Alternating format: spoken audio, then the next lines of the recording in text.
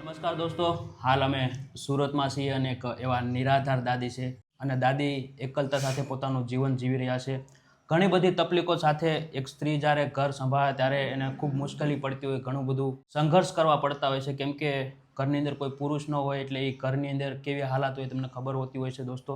કમાવાવાળું કોઈ ન હોય એટલે પછી એ ઘરની પરિસ્થિતિ કઈ રીતની હોય, એક દાદી ઉપર બધી જવાબદારી આવી જતી હોય છે. તો આપણે દાદી સાથે વાત કરીએ કે દાદી એના જીવનમાં શું શું તકલીફો પડે છે અને હાલ એને કેવી કેવી તકલીફો પડી રહી છે. તો અમારથી જે પણ બની શકશે એટલે અમે દાદીને મદદ કરવાની કોશિશ કરશું. તમે કન્ટિન્યુ એપિસોડ જુઓ અને તમારા દરેક ગ્રુપમાં શેર. શું નામ છે દાદી તમારું?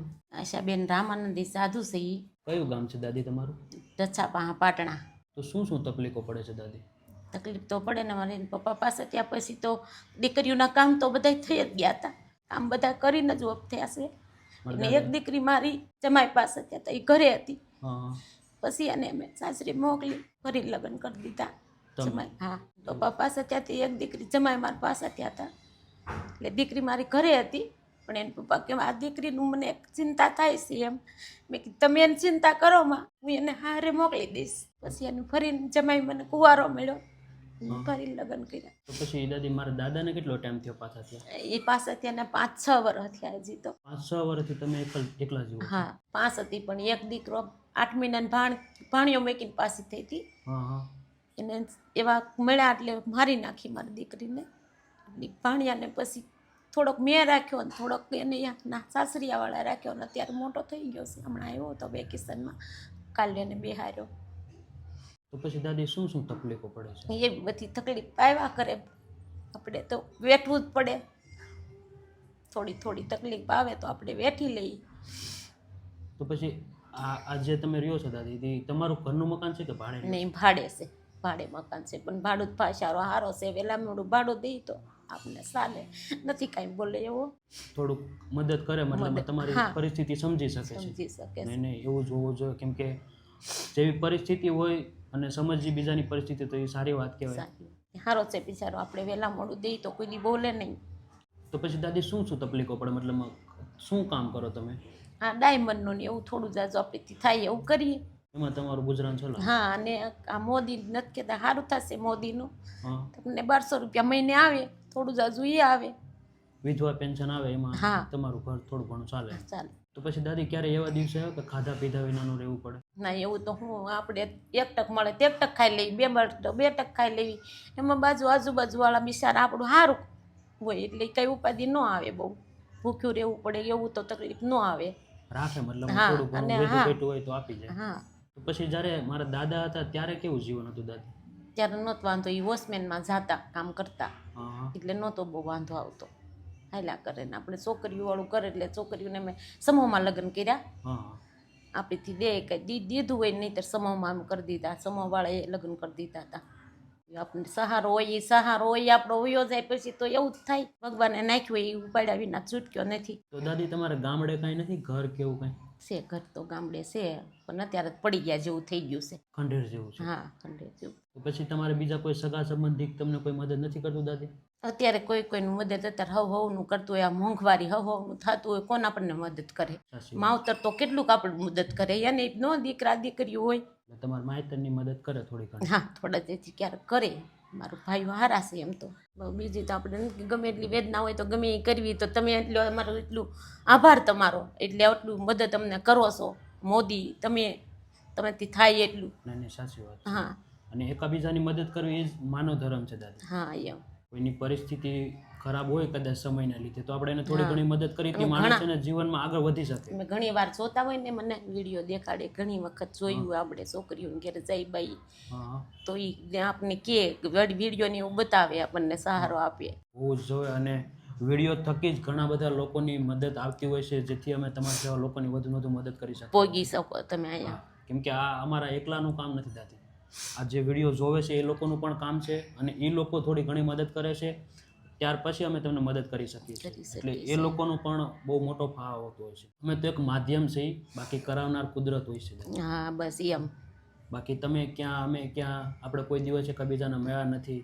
ઘણા વિડીયો આપણે જોઈએ ને તો આપણને રોવાય છે, આપણને એમ થાય કે એમ જુઓ તો કેવા માણસો મદદ કરે છે એમ થાય આપણને. નહીં કરવી જ જોઈએ દાદી, થાય એટલું કરી. માણસ છીએ તો માણસની મદદ કરવી જોઈએ આપણે, કેમ કે ભગવાને મનુષ્ય અવતાર એક ફેરો આપ્યો છે, જેટલું પણ બની શકે એટલે આપણે એને મદદ. એમ પાછા અમારે દીકરીઓનું એમ થોડું જાજુ એ કે આપણને સહારો એમ તો આપીએ, આપણે જમાઈઓ હારા છે એમ, દીકરીઓ પાતીની કંઈ એટલી બધી બહુ ઉપાધિ છે નહીં, સમજે બિચાર્યું દીકરીઓ એકલામાં છે એટલે થોડી ઘણી આપણે જે મદદ થાય એ કરી. ને એને બહુ સારી વાત કહેવાય દાદી કે એવી રીતે સમજે છે અત્યારે. બાકી ઘણા પરિવારમાં અમે જોતા હોઈએ છીએ કે સગા દીકરા સગી માને રાખવા માટે તૈયાર નથી. આજે સવારે જ હમણાં અમારે ફોન આવ્યો હતો, તો એના પપ્પા બીમારો છે અને એના દીકરા કોઈ એને ધ્યાન જ નથી દેતા. દીકરીનો ફોન આવ્યો હતો કે મારા પપ્પાને તમે કોઈ આશ્રમમાં મૂકી આવો. જોજી મારા દીકરાને આ ભાણિયાને એમ જ કીધું હતું કે અનાથ આશ્રમમાં મૂકીએ. મેં અનાથ આશ્રમમાં એને પપ્પાને પછી મેં સમજાવ્યા કે ભાઈ અનાથ આશ્રમ મૂકવા ન જવાય, કાલે તમારે મોટો થઈને તમારે પડખે આવીને ઊભો રહેશે.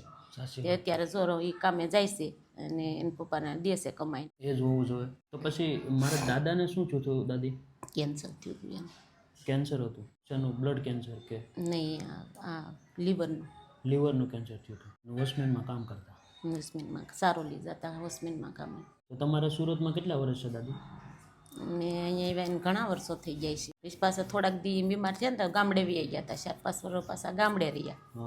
બિચાર્યું આ રેવ્યુ જાય તો તકલીફ તો પડવાની જ છે અને અત્યારે પડે જ છે ને તકલીફ તો. તકલીફ ખાવા પીવા? હા તો રડોમાં દાદી, તમારા દીકરા જ છે.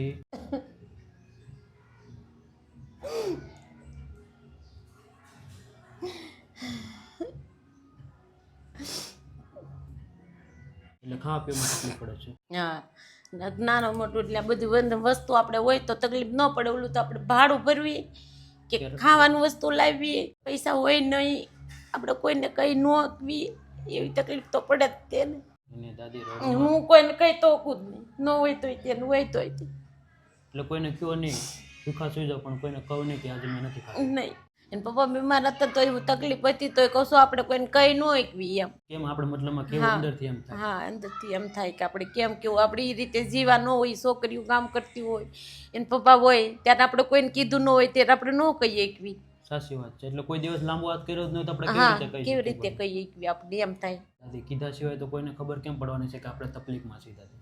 આપણે ડૉક્ટર પાસે જઈએ, ડૉક્ટર આપણને પૂછે કે શું થાય છે તો આપણને ઈલાજ કરી શકે ને દાદી. આપણે કહીએ જ નહીં તો એ પછી કઈ રીતે ઈલાજ કરી શકે? એટલે જે પણ વસ્તુ છે લોકોને કહો તો લોકો એનું સમાધાન કરી શકે. એટલે હાલ તો તમારે ખાવા પીવામાં તકલીફ પડે દાદી, કાંઈ નહીં ઉપાધિ કરવામાં અમારથી જે પણ બની શકશે ને દાદી એટલી અમે તમને મદદ કરવાની કોશિશ કરશું. અને આપણે રાશન મંગાવી લઈ, તમારે જેટલું પણ જોવે છે ને મને લિસ્ટ બનાવી દો. હાલી નથી શકતી હો, નથી હાલી શકતા. પગ દુખે એટલે મેં જાજુ ન હલાય, થોડા જાજુ હાલીએ આપણે આપણી પૂરતું હાલવી એમ, જાજુ ન હાલી આપું, લાંબુ ન હાલી. કાંઈ નહીં દાદી ઉપાધિ કરવામાં તમે અમને કહી દો, હું લાવવાનું છે અમે મંગાવી લઈએ ને દાદી. દોસ્તો તમે જોયું તે પ્રમાણે દાદીની ઘરની હાલાત, ઘણા બધા સંઘર્ષો સાથે, ઘણા બધા દુઃખ સાથે દાદી પોતાનું જીવન જીવી રહ્યા છે. અને કહેવાય કે દુઃખ તો છે જ પણ પોતાની અંદર દબાવીને રાખેલું છે. કોઈને કહી પણ નથી શકતા અને કોઈ પાસે લાંબો હાથ કરી પણ નથી શકતા અને ઘણી બધી મુશ્કેલીઓ સાથે પોતાનું જીવન જીવે છે. તો હાલ તો દાદીને ખાવા પીવામાં ઘણી બધી તકલીફો પડે છે, કેમ કે થોડું ઘણું વિધવા પેન્શન આવે છે, એનાથી થોડું ઘણું ભાડું ભરે છે અને થોડું ઘણું એનું ઘર ચલાવે છે. એટલે કહેવાય ને કે ભાડા ના થાય તો ખાવા ના તૂટે અને ખાવા ના થાય તો ભાડા ના તૂટે. એટલે ખૂબ જ સંઘર્ષભરી દાદી જિંદગી જીવી રહ્યા છે. તો આપણે બની શકે એટલી દાદીની મદદ કરવાની કોશિશ કરીએ. તમે કન્ટિન્યુ એપિસોડ જુઓ અને તમારા દરેક ગ્રુપમાં શેર કરો.